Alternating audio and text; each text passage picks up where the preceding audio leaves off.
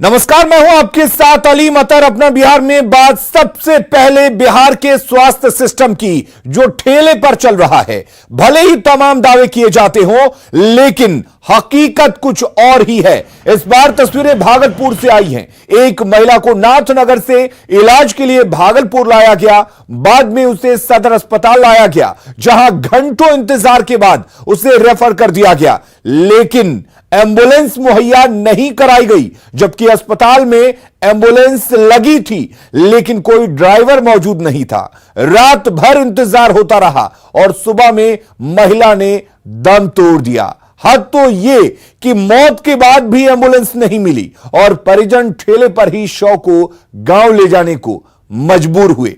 तो ये तस्वीरें हैं बिहार के स्वास्थ्य सिस्टम की, जो इस वक्त आप अपने टीवी स्क्रीन पर देख रहे हैं। आप अंदाजा लगाइए, एक गरीब आदमी इलाज कराने के लिए अस्पताल में पहुंचता है, उसके मरीज को रेफर किया जाता है, लेकिन मरीज को ले जाने के लिए एंबुलेंस नहीं मिलता और एंबुलेंस के इंतजार में, बेहतर इलाज के इंतजार में मरीज पूरी रात वहां पर तड़पता रहता है और उसके बाद दम तोड़ देता है। लेकिन उसके बाद भी एंबुलेंस मुहैया नहीं कराया जाता और आखिरकार तस्वीरें जो हैं वो आपके सामने हैं। बिहार सरकार स्वास्थ्य विभाग को सुदृढ़ करने का चाहे जितना भी दावा क्यों न करे, लेकिन ज़मीनी सच्चाई कुछ और ही है। हम यह दिखाना चाहते हैं। यह तस्वीर देखिए, यह तस्वीर है जहां एक महिला कल जो है इसी ठेला पर जो है इस तरह से सदर अस्पताल भागलपुर पहुंची थी और अंततः उनका इलाज नहीं हुआ और इनके जो परिजन हैं, उनका परिजनों का कहना है कि इलाज के अभाव में जो है उन्होंने दम तोड़ दिया। हम उन्हीं से जानते हैं कहाँ से लाए थे और कैसे लाए थे। हाँ, हम जो भथोड़िया से लाए थे इसको, मनोज डॉक्टर कन गए थे पहले कि प्राइवेट में बढ़िया से दिखावें। वहाँ गए, 600 के जगह पर 700 टका लिया, वहाँ से पैसा लौटा दिया। वो बाद में कहा कि 12 बजे आवेगा, 2 बजे आवेगा, नहीं आया। यहाँ पर आको 1 घंटा दिखाए। यहाँ कब आए थे अस्पताल? यहाँ पर 9 साढ़े 9 में आए हैं रात को, दिन में। यहाँ पर दिखाया, देखे, यहाँ पर देखते सुनते एम्बुलेंस वाला यहाँ लगा था। एम्बुलेंस वाला को ड्राइवर नहीं पता है, नहीं मिला। बस हमारा परिवार ने दम तोड़। मतलब यहाँ से रेफर कर दिया था? हर रेफर किया, बाद में किया। एम्बुलेंस मिला कि नहीं? एम्बुलेंस नहीं मिला। खोजे ड्राइवर को, ड्राइवर नहीं मिला। कोई इनकार नहीं, कोई ले जाने का मुँह नहीं। मयागंज मिला। वहाँ से कैसे लेकर आए थे? गाँव से ठेला पर लेके सारा जगह आ रहे हैं। ठेला पर लेके तो अब फिर यहाँ से तो यहाँ दम तोड़ दिया था। अब यहाँ से घर ले जा रहे हैं। यहाँ 9:30 बजे आए। अरे गए हैं, सगर गए हैं, ऐसा बात नहीं है कि नहीं गए हैं। तो हमारे साथ राहुल ठाकुर इस खबर पर ज्यादा जानकारी के लिए जुड़े हैं। राहुल, हम तस्वीरों में साफ देख रहे थे कि जब आप परिजनों से बात कर रहे हैं, पीछे एंबुलेंस दिखाई दे रहा है, लेकिन एंबुलेंस नहीं मिला है। आखिर कहां गया ड्राइवर, और वो भी इस वक्त जब पूरा देश कोरोना संकट से जूझ रहा है और खासकर बिहार में स्वास्थ्य सिस्टम को लेकर अक्सर सवाल खड़े होते रहे हैं। देखिए, बिल्कुल सही बात आपने कहा कि जब हम ये खबर कर रहे थे तो उसके पीछे एक एम्बुलेंस लगी हुई थी, साथ ही 2 एम्बुलेंस उस परिसर में और भी खड़ा था। बावजूद इसके वहां कोई ड्राइवर नहीं था। बहुत बड़ा सवाल है। और जिस तरह से लगातार कोरोना के पेशेंट मिल रहे हैं और पूरे सूबे में भागलपुर जो है सबसे ज्यादा कोरोना के पेशेंट अभी यहाँ पर है, तो लोग कह रहे हैं कि काफी सजग है स्वास्थ्य विभाग। तो उनकी सजगता की एक पोल खुलती हुई यह तस्वीर है। जब हम लोग वहां पर पहुंचते हैं तो जब यह तस्वीर आया तो, और जब हमने उनके परिजनों से बात किया तो बिल्कुल चौंकाने वाली बात सामने आई। जिस तरह से परिजन कह रहे थे कि पहले ये अपने जो मरीज था उनको एक निजी अस्पताल में ले गया। निजी अस्पताल में वहां पर बाकायदा चिट्ठा पर्चा भी कटवाया गया और पर्चा कटवाने के बाद जब डॉक्टर नहीं पहुंचे तो फिर वहां से पैसे वापस करके इनको सदर अस्पताल भेजा गया। फिर उसी ठेला से पर जो है सदर अस्पताल पहुंचा। सदर अस्पताल में भी इलाज काफी लेट लतीफी के साथ शुरू हुई और फिर उससे रेफर कर दिया गया, रेफर किया गया, लेकिन एम्बुलेंस उपलब्ध नहीं हो पाया। एम्बुलेंस के लिए ये लोग ड्राइवर को जो है तलाशते रहे और लास्टली ड्राइवर नहीं मिला और फिर जाकर जो है इस तरह की घटना हो गई, मरीज की मौत हो गई। और बावजूद इसके संवेदनहीनता ही कहेंगे बिल्कुल। कि मौत के बावजूद जो है एम्बुलेंस उपलब्ध नहीं हो पाया। और चलिए राहुल, बिल्कुल जो है बिल्कुल ये एक संवेदनहीनता है। बहुत बहुत शुक्रिया हमारे साथ जुड़ने के लिए। तो ये शर्म की बात है स्वास्थ्य सिस्टम के लिए, शर्म की बात है भागलपुर जिला प्रशासन के लिए, और शर्म की बात है अस्पताल प्रबंधन के लिए कि एक परिजन मरीज को लेकर भटकते रहे और वो गांव से लेकर ठेला से पहुंचे, ठेला से ही लेकर दूसरे जगह जाते रहे, और जब मरीज की मौत हो जाती है तो उसी ठेला पर शव लेकर जा रहे हैं। एम्बुलेंस परिसर में खड़े हैं लेकिन ड्राइवर नहीं है। सोचना होगा बिहार सरकार को कि उनका स्वास्थ्य सिस्टम कैसे चल रहा है। खैर, कोरोना संक्रमण के बीच राजधानी को वैशाली से जोड़ने वाले पीपा पुल से बेहद लापरवाही भरी तस्वीर सामने आई है। यात्रियों की भारी भीड़ और सोशल डिस्टेंसिंग का खुलेआम उल्लंघन सीधे तौर पर प्रशासन पर बड़े सवाल खड़े कर रहा है। यह रिपोर्ट देखिए। कोरोना संक्रमण के बीच एक बेहद हैरान करने वाली तस्वीर आपको हम दिखाते हैं। पटना से वैशाली को जोड़ने वाली जो कच्ची दरगाह के पास पीपा पुल है, वहां की तस्वीर आपको हम दिखा रहे हैं। ये देखिए, कच्ची दरगाह से जो पीपा पुल के जरिए राघोपुर विधानसभा क्षेत्र, यानी जो तेजस्वी प्रसाद यादव का विधानसभा क्षेत्र है, वैशाली जिले को जोड़ता है, उस पीपा पुल की तस्वीर देखिए। ये कितना भयावह है। लोग घंटे भर से इस पीपा पुल पे जाम में फंसे हुए हैं। न चेहरों पर मास्क है, छोटे छोटे बच्चे हैं जो मजबूरी में इस भीड़ भाड़ में उनको जाने पे मजबूर होना पड़ रहा है। देखिए किस तरीके से जो गाड़ियां हैं वो रेंग रही हैं, और घंटे भर से ये नज़ारा देखिए, जो पीपा पुल पर किस तरीके से घंटे भर से ये जाम लगा हुआ है। ये तस्वीरें इसलिए दिखाना ज़रूरी है क्योंकि जिस तरीके से पूरे देश भर में कोरोना संक्रमण फैला हुआ है, जो बार बार कोरोना संक्रमण की आ रही है कि शिकायतें आ रही हैं कि किस तरीके से फैलता जा रहा है, ऐसे में सोशल डिस्टेंसिंग की जो धज्जियां उड़ रही हैं कच्ची दरगाह के इस पीपा पुल पर, हम ये तस्वीरें इसलिए दिखाना चाहते हैं क्योंकि सरकार ये दावा करती है कि सोशल डिस्टेंसिंग को बहाल करने के लिए हर तरह की कोशिशें की जा रही हैं। लेकिन ये तस्वीर देखिए, छोटे छोटे बच्चे हैं। ये बताइए कि तो बहुत खतरनाक है, कोई बार लगा रहता है हमेशा? हाँ, लगा रहता है एनी टाइम। बच्चा को आप मास्क नहीं पहनाया है, खुद ही मास्क नहीं पहने हैं? हाँ, तो बहुत से आ रहे हैं। आप दूर तक देखिए, पूरा जाम लगा हुआ है पीपा पुल पर, और घंटे भर से जाम लगा हुआ है। अभी कुछ देर पहले नेता प्रतिपक्ष तेजस्वी यादव अपने विधानसभा क्षेत्र गए हैं, इसी भीड़ भाड़ से निकल कर गए हैं। और ये तस्वीर इसलिए हम दिखाना चाहते हैं कि आप जिस सोशल डिस्टेंसिंग को पालन करने की बात करते हैं, सरकार अपील करती है, देखिए किस तरीके से धज्जियां उड़ रही हैं। बेहद हैरान करने वाली, डराने वाली ये तस्वीर है, क्योंकि सरकार दावा करती है कि हर जगह पुलिस मौजूद है, हर जगह कोशिश की जा रही है कि लोगों को सोशल डिस्टेंसिंग के बारे में बताया जाए। लेकिन अगर इस तरीके से जाम लगेगा, गाड़ियां इस तरीके से बेतरतीब इस पीपा पुल पे रहेंगी, तो आप अंदाजा लगा सकते हैं कि आखिर लोग भगवान भरोसे इस रास्ते को पार करेंगे या नहीं। तो ये तस्वीर कच्ची दरगाह से जो सड़क पीपा पुल के जरिए वैशाली जाने को यानी राघोपुर जाने की तस्वीर है। और ये तस्वीर इसलिए भी दिखाना जरूरी है कि सरकार समझे कि आप जिस तरीके का दावा करते हैं तो असलियत क्या है, ग्राउंड रिपोर्ट क्या है। तो न्यूज़ 18 इस ग्राउंड रिपोर्ट के जरिए आगाह करना चाहता है कि कम से कम ऐसे पीपा पुल पर पुलिस की बंदोबस्ती हो ताकि इस तरीके से जाम न लगे। कैमरा पर्सन अभिषेक के साथ अमित कुमार सिंह, न्यूज़ 18, कच्ची दरगाह, पीपा पुल, राघोपुर। तो दावों की जमीनी हकीकत क्या है वो आपको समझ में आ गई होगी, क्योंकि चुनाव होने वाले हैं, दावे भी होंगे, वादे भी होंगे, लेकिन वादे कितने पूरे होते हैं वो तमाम चीजें आप इन तस्वीरों को देखकर अंदाजा लगा सकते हैं। इधर प्रवासी मजदूरों को रोजगार देने के लिए बिहार सरकार उद्योग नीति में बदलाव करने वाली है। मकसद लोगों को आत्मनिर्भर बनाने का है। उद्योग मंत्री श्याम रजक ने बताया कि जल्द ही इस पर कैबिनेट की मुहर लग जाएगी। उन्होंने कहा कि जो मजदूर बाहर से आए हैं उनमें से बड़ी संख्या में स्किल्ड मजदूर हैं। बिहार लौटे प्रवासी मजदूरों के लिए बिहार सरकार काफी गंभीर है। अब उद्योग नीति में संशोधन करने वाली है। हमारे साथ उद्योग मंत्री श्याम रजक हैं, इनसे जानते हैं सर क्या संशोधन होने वाला है। देखिए, माननीय मुख्यमंत्री जी ने पहले ही कह चुके हैं और उन्होंने निर्देश भी दिया है उद्योग मंत्रालय को, और हम लोग सब कुछ देखते हुए, सारी परिस्थितियों को देखते हुए उसके लिए प्रस्ताव बना रहे हैं और प्रस्ताव जाएगा, फिर उसके बाद तय होगा।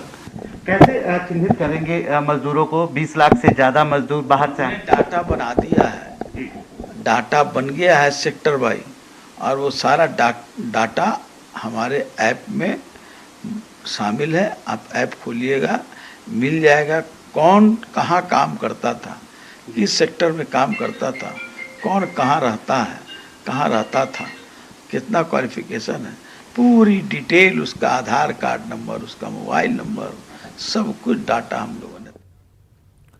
बिहार लौटे प्रवासियों के लिए अब सबसे बड़ी समस्या रोजगार की है। उद्योग मंत्री दावा तो कर रहे हैं कि प्रवासी मजदूरों को उनके स्किल के अनुसार काम दिया जाएगा, जिसके लिए स्किल मैपिंग का काम भी शुरू कर दिया गया है। ऐसे में प्रवासी मजदूरों को इंतजार है कि जल्द ही उनकी जिंदगी पटरी पर लौट सके। लॉकडाउन में लगभग 18,000 प्रवासी मजदूर मुंगेर जिले में वापस लौटे हैं, जिन्हें जिला प्रशासन द्वारा बनाए गए क्वारंटीन सेंटर में रखने के बाद 7 दिनों के होम क्वारंटीन के लिए घर भेज दिया गया है। 18,000 प्रवासी मजदूरों में 70% अकुशल मजदूर हैं, जबकि 30% दर्जी, ड्राइवर, राजमिस्त्री, हेल्पर, सिलाई, पेंटर जैसे कुशल मजदूर हैं। जिला प्रशासन द्वारा इन प्रवासी मजदूरों को रोजगार उपलब्ध कराने के लिए स्किल मैपिंग कराया गया है। सभी व्यक्तियों का हम लोगों ने स्किल मैपिंग कराया है, यानी कि वो क्या काम करने में दक्ष हैं उसका मैपिंग कराया गया है। इसके अनुसार जो व्यक्ति जिस स्किल में काम करने में एक्सपर्ट हैं उनको संबंधित विभाग के साथ टैग किया गया है। इसके लिए श्रम साधन पोर्टल पे एप्लीकेशन है, जिसमें चाहे गवर्नमेंट एजेंसीज हों या प्राइवेट एजेंसीज हों, वो उसके ऊपर अपनी अधियाचना व्यक्त कर सकते हैं। इन प्रवासी कुशल मजदूरों को जिला प्रशासन रोजगार उपलब्ध कराने के साथ ही उद्योग विभाग के माध्यम से बैंकों द्वारा रोजगार उपलब्ध कराने के लिए लोन भी दिलवाएगी। अपने घर में काम मिलने से इन मजदूरों में उम्मीद जगने लगी है। इनके माने तो जब घर में ही काम मिल जाए तो फिर ये बाहर जाने की क्यों सोचे। हम लोग तो सरकार से यही चाहते हैं कि हम लोग गाँव में ही कुछ रोजगार दे दें, इसी तरह से तो अच्छा है, क्यों दूसरे राज्य में जाऊंगा कुछ काम करने के लिए। ये सरकार से यही है कि यहाँ पे कोई बिजनेस दे हम लोग का लिए, देखिए हम लोग बाहर नहीं जाएं काम करने के लिए, हम लोग यहीं काम करना चाहते हैं। प्रवासी मजदूरों को काम दिलाने के लिए जिला प्रशासन ने कई पहल भी की है। सिलाई कार्य से जुड़े लोगों को मास्क बनाने के कार्य में लगाया गया है। वहीं अकुशल मजदूरों को उनके पंचायत स्तर पर ही चल रहे योजना कार्यों में लगाए जाने की तैयारी है। तमाम तैयारियों को अगर हकीकत का अमली जामा पहना दिया गया तो वो दिन दूर नहीं जब किसी मजदूर को राज्य से पलायन करने की जरूरत ही न पड़े। न्यूज़ 18 के लिए मुंगेर से अरुण कुमार शर्मा की रिपोर्ट। नेपाल भले ही नक्शे को लेकर विवाद कर रहा हो, लेकिन भारत में रहने वाले नेपाल के लोगों की सोच अलग है। कटिहार में बड़ी संख्या में नेपाल के लोग रहते हैं, जिनका मानना है कि भारत नेपाल संबंधों में तनाव की वजह चीन है। हमारे सहयोगी सुब्रत ने कुछ लोगों से बात कर उनकी राय जानी। चल रहा है भारत और नेपाल के बीच, वो तनाव नहीं होना चाहिए। एक घनिष्ठ रिश्ता बनाए रहे, वो अच्छा है, क्योंकि पूर्व से ही भारत और नेपाल एक दोस्ताना रिश्ता में था और अभी भी उस रिश्ते को कायम रखे अच्छा से रहे, किसी के बहकावे में नहीं आए। चीन जो है ये जो है उसी के मतलब जो है विरुद्ध जो है आपको जो है कि हिंदुस्तान जो है आप जो है उसको जो है आगे बढ़ने ना दिया जाए, और ये नेपाल और हिंदुस्तान मतलब अपना इंडिया को जो है उसको जो है बीच में जो है दरार जो है करने के लिए उसी का ये रणनीति है। इस रिश्ते को तो टूटने देना नहीं है। इसी में चूक हो रहा है कि बाहर पड़ोसी देश कौन है या चीन के विषय में बोला जाता है कि उनका भड़काव में आके हमारा नेपाल जो है वो जो है मतलब दरार कर मतलब हिंदुस्तान और नेपाल का जो है हमारा भारत का और नेपाल का दरार करने के लिए विषय में लगे हुए हैं। कंस्ट्रक्शन के क्षेत्र में पुरुष कामगारों का दबदबा है, लेकिन भागलपुर के सबौर की 5 महिलाओं ने राजमिस्त्री का काम अपनाया है। सामाजिक बेड़ियों को तोड़कर गांव की 5 बहुओं ने महिला सशक्तिकरण का एक मिसाल पेश किया है।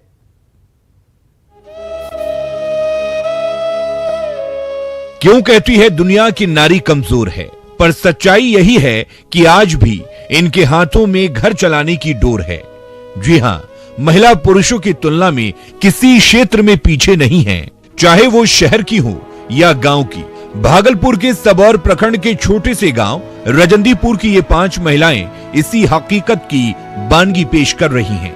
गरीबी और मुफलिसी में जी रही इन महिलाओं ने सामाजिक बेड़ियों को तोड़कर कंस्ट्रक्शन के क्षेत्र में कदम बढ़ाया है और नए आयाम स्थापित करते हुए गांव से बाहर निकलकर शहर की भाग दौड़ वाली जिंदगी के बीच निर्माण क्षेत्र में काम कर रही हैं। खेती गृहस्थी कटी गलो छो यार, एक ठो कमेला से नहीं पढ़ले बच्चा चलका सोचलिए केना पढ़ेबे लिखेबे, इसलिए हम कमाल निकल लिया। पहले लेबरी कर लिया, लेबरी करे तब मिस्त्री सीख लिया। राजमिस्त्री मीरा देवी के नेतृत्व में धर्मशीला देवी, उषा देवी, शीला देवी और गीता देवी ने हम 5 का गठन किया और निर्माण क्षेत्र में कूद पड़ी। समाज के साथ साथ परिवार के लोगों ने भी इन महिलाओं का घर के दहलीज को लांघ कर काम करने का विरोध किया, लेकिन मजबूत इच्छा शक्ति के साथ ये महिलाएं अपने पथ पर अग्रसर हैं। एक रह सकता है लिए सीमेंट बल्लू मिलावा लगलिए, लेबरी में खटा लगलिए, हमरा कमाए वाला कोई नहीं छे, बच्चा बुतरू के कहाँ से पालती है। कमाई कोरी बच्चा सनिक पढ़ाई छिए, घर चलाइ छिए। कमाए वाला नहीं छे तो ऐसा एलिए संगा साथी में की कमेबो, बैठलो छै परिवार विकलांग छ, राशनो कार्ड नहीं छ, लेबरो कार्ड नहीं छ, हमरो सनिक नहीं कुछ। विडंबना की बात यह है कि कंस्ट्रक्शन के क्षेत्र में काम करने वाली इन महिलाओं के पास ना तो लेबर कार्ड है और ना ही राशन कार्ड। बावजूद इसके ये महिलाएं आज साहुल, करनी और बसुली के सहारे अपने कल को संवारने में जुटी हैं और कहीं ना कहीं दूसरी महिलाओं के लिए भी प्रेरणा स्रोत बनी हुई हैं। न्यूज़ 18 के लिए भागलपुर से राहुल कुमार ठाकुर की रिपोर्ट। नेता प्रतिपक्ष तेजस्वी यादव आज अपने विधानसभा क्षेत्र राघोपुर के दौरे पर पहुंचे। इससे तेजस्वी का चुनावी आगाज माना जा रहा है। हालांकि उनका कहना है कि वे अपने इलाके में काम की समीक्षा करने पहुंचे। उनसे बात की हमारी सहयोगी अमित सिंह। नेता प्रतिपक्ष तेजस्वी यादव अभी राघोपुर विधानसभा क्षेत्र पहुंचे हैं।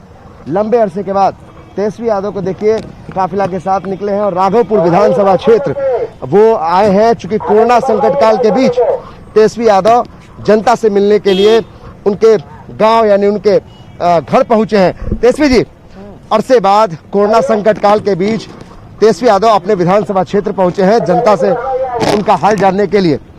क्या लोगों ने बताया और क्या कुछ ये लगता है कि चुनावी तैयारी शुरू हो गई ऐसे 2020 की? इसको जैसे सोचना है हम लोगों को तो जनता के बीच रहना है 24 घंटे, और चाहे जहां भी रहें उन्हीं लोगों के दुख दर्द को हम लोगों को समझना है, जानना है और निदान करना है। और ये क्षेत्र रहा है अभी से नहीं, काफी लंबे समय से काफी योजनाएं हम लोगों ने दी है। तो इस योजना की शुरुआत जो है उद्घाटन हुआ वो वगैरह करना है, इसी बहाने लोगों से मिलना जुलना, ये सारा काम जो है रुके ना, और काम का जायजा भी जो है वो भी लग जाता है। तो नेता प्रतिपक्ष चाहे कुछ भी कहें, लेकिन ये माना जाना चाहिए कि साल चुनावी है और इसीलिए अब सभी नेताओं को अपने क्षेत्र की याद सताने लगी है।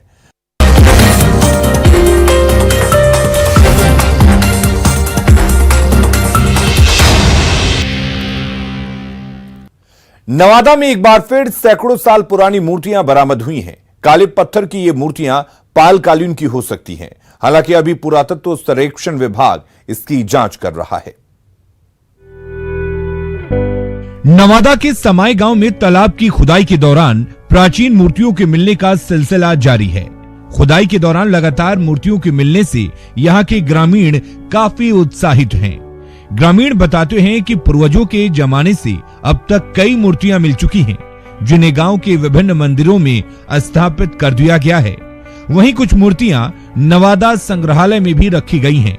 ग्रामीणों की माने तो समाए गांव का इतिहास काफी पुराना है और ये गांव हिंदू धर्मावलंबियों के लिए आस्था का महत्वपूर्ण केंद्र रहा है।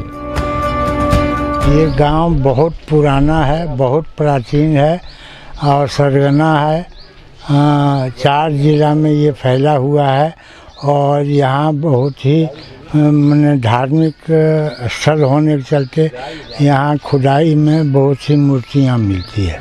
इस तरह की मूर्तियाँ हमारे गांव में प्राचीन काल से ही बहुत दिनों से निकलता आ रहा है।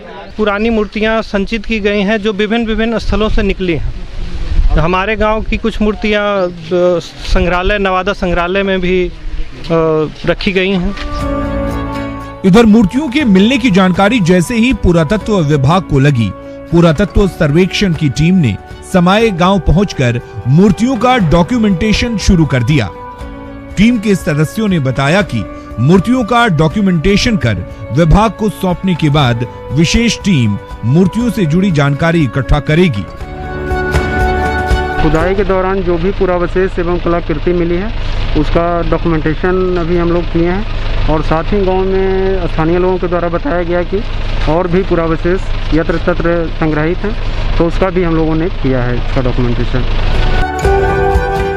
बहरहाल ग्रामीणों ने मूर्तियों को गांव में स्थापित कर पूजा अर्चना शुरू कर दी है और इस बात से काफी उत्साहित हैं कि आने वाले समय में उनके गांव का कायाकल्प होने वाला है।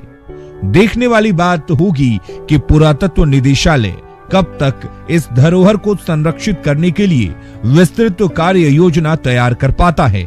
न्यूज़ 18 के लिए नवादा से अनिल विशाल की रिपोर्ट।